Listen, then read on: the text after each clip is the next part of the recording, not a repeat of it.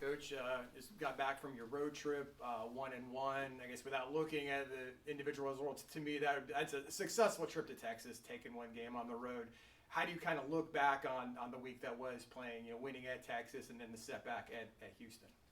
Well, it's a good win at Texas. I thought our guys really played well. Come behind victory. Guys kept fighting, kept competing, and gave us a chance at the end to win, and just really proud of their effort. Of course, then we go to Houston, and you give Houston a lot of credit. I thought they played a really good game, especially defensively, and I didn't think we responded to that. And so we have to get better in those areas, and we will. We're learning as we go through this conference what we need to do to be successful, and I think the game versus Houston will serve us well as we move forward based on what we were able to find out, about ourselves and where we can grow from. What's kind of the attitude among the players been like heading into the West Virginia game? Well, we have to respond. We have to regroup and respond. That's been our motto all season long in this league. I mean, it's an incredible basketball conference. And so, you have to understand, you have to take a next play mentality and focus all your energy on what's in front of you. And right now, that's West Virginia. Another terrific basketball team. They're healthy now. A lot of the guys are eligible now. And so we have a lot of respect for, who they can be as a program as well. So for us, we just need to take it, one game at a time, and they're our next opponent. We need to prepare for them vigorously. Your win against Texas went viral, not really because of the victory, but just the comments from, Texas head coach Rodney Terry afterward. Did you see anything that you thought maybe your team that was maybe classless? These were the words that he used. How did you address what happened after the game? Well, I didn't see anything because I walked off the floor. We don't, switch in, so I didn't see what transpired at the time. So for me, I just walked off the court. I didn't hear about any of that until I was in the press conference. So as you can imagine, I was a little surprised. But I know Coach Terry, Rodney's a good guy. And, basketball is an emotional sport, like all sports are. They're very emotional, and things can happen like that. But I thought our guys, just like anyone that win the game like that or any kind of situation, they're excited about the win, and and that was to the extent of it. I think when they went to the shake line, everyone was cordial. They shook hands like they was like we always do, sportsmanship wise, and that was the extent of what we did. But were they happy? They should be. Any team that wins any game should be excited. You invest so much, in each one of these games in preparation. So when you win, it's big. And I'm sure when they won the other night, they felt the same way when they won the game the other night versus Baylor. I'm sure they were very excited. And so that's the extent of it. And but like I said, I know Coach Terry. He's a good guy, and I'm sure he just, it's one of those things that happens in our sport. And has Coach Terry reached out to you, piggybacking on that since the incident? No, I have not spoken with him, but like I said, I do know him. We're friends, and so there's no real need on my end. I understand just that emotions can run hot in those situations, and we're human beings. And so, I did read somewhere where he did apologize, publicly for it, and that says a lot. That means you're taking ownership of what happened, and then we move forward. Looking at that Houston game, they're excellent defensively. I guess it wasn't surprising how they were going to defend you. It made it a really tough night for you on the offensive end. What did you kind of maybe take away from that game? What do you think your guys need to learn from that game going forward? Because you're going to face Houston later on in the year too. Well, not just Houston, but a number of teams in our league. Just the how to play through the physicality, how to keep your composure in those situations are things that we have to learn and grow. Houston, we know them from when we were in the American together, so we have a great deal of respect for their program and their coach and what they do. And for us, it's just all about trying to get better. I think, by playing a game like that in that environment, I think we will improve from it. I think our guys will get better because of the experience they had. As you said before, and you've been saying in a different press conference, you and your team have been learning through the process, and you're still learning. What kind of things have you learned from the games that already passed? Well, we're learning that, as we continue to defend, that's where we hang our hat. We found that that's been the staple for us. We've been consistently good defensively. Even in the Houston game, I thought we defended fairly well. Offensively, we got to continue to grow and get better. I think that's going to continue to happen. And so for us, we continue to work on the areas that we need to improve. And we want to not forget the things that we do well, like how we guard. We can even guard better. So we're working on those things to improve in those areas too. West Virginia kind of had some early season growing pains, but they look like they're starting to click. They just beat Kansas. They beat Texas as well. They're maybe closer to full strength. I know Jesse Edwards, I believe, might be back for tomorrow night. I'm not sure. He's getting close. But what do you kind of know about the challenge you'll be facing in the Mountaineers? Another really good basketball team, a lot of talent, well coached. They're a team that, as we prepare, I've been watching them, and they're playing some of their best basketball now, and when it counts the most. And that's what you want to do as a program. It's not where you are in November, it's where you are in January and February. As you mentioned, they're starting to get healthy, they're starting to get a feel for each other, and they're playing well. After the road trip, and also getting the big win over Texas, what are you hoping to see from the fans as you guys come back home? Oh, I would love to see a lot of energy and enthusiasm in the building like we've had all Big 12 play. I mean, our fans have been terrific. And as I said before, we're going to, honor our fans by going out there, giving a winning effort every time we step foot on the floor.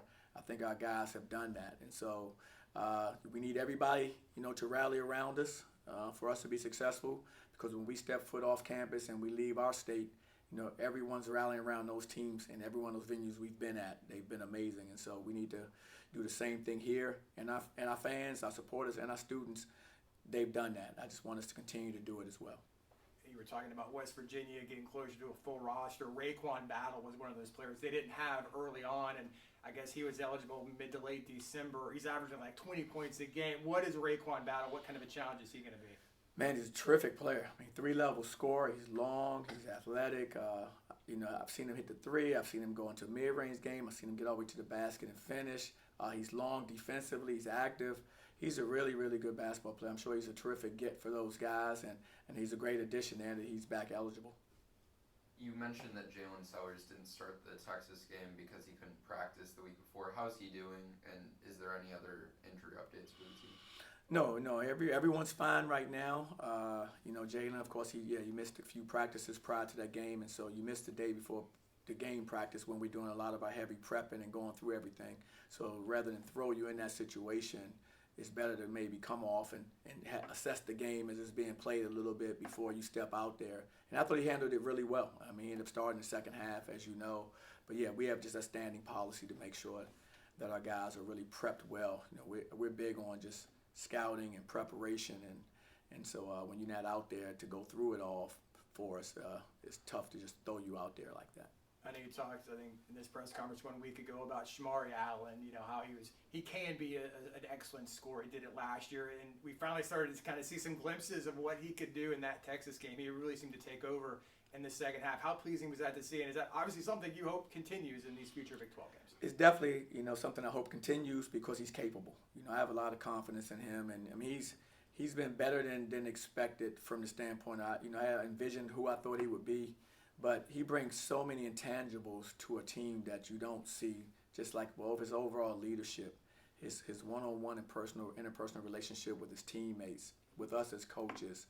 I mean, he's a natural-born leader, competitor. I mean, I would go to war with him anytime. He's a great competitor. When you're competing, you want to look to your left and to your right, know that guy has your back and he's with you. And he's that all the time. And so those are things that I wasn't quite sure. I'd heard some of those things, but I wasn't quite sure until you actually get a young man. And he brought those things at a higher level than I expected. And then offensively, as you saw, more than capable. More than capable. I think his is just really getting comfortable with us and understanding what we want from him. And we're explaining it, but it just still takes young people, time to figure it out. We have new coaching staff for him. And, it's not like the old days where you got a freshman and you have him as a senior. These guys are coming in fast and they're leaving fast. So I think as he gets more and more comfortable, we'll see more and more flashes of what you saw versus Texas. Yeah, for him to be a team captain, coming in first, he's like, what are maybe some of the, you talked about his leadership. What were some things that have really struck you about him? Is he a good one-on-one player? Is he a good speaker? What kind of does he do off the court that impresses you? One, he has a really good understanding of the game. And two, he's a very good communicator. So when it comes to his teammates or us as a staff, I mean, great communicator, and he does it in a way where he's so positive. So he brings a lot of positive energy. So when he's talking to you, you don't feel like you're being, gotten on because he's saying it in such a good way.